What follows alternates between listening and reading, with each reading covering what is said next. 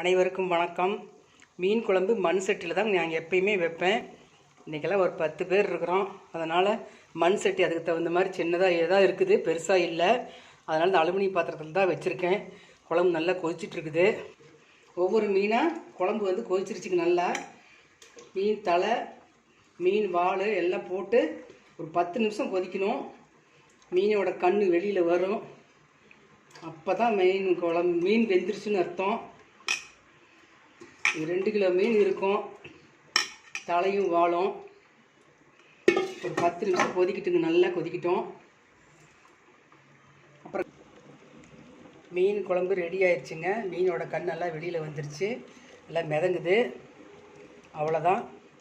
இன்னும் ஒரு 5 நிமிஷம் அடுப்பில் அப்படியே வச்சுட்டு ஆஃப் பண்ணிடுவேன் ஸ்டவ்வை. வாங்க மீன் குழம்போடு சாப்பிட்லாம். அடுத்தது மீன் ஃப்ரை பண்ணணும். ரசம் வச்சுருக்கேன். தேங்க்யூ.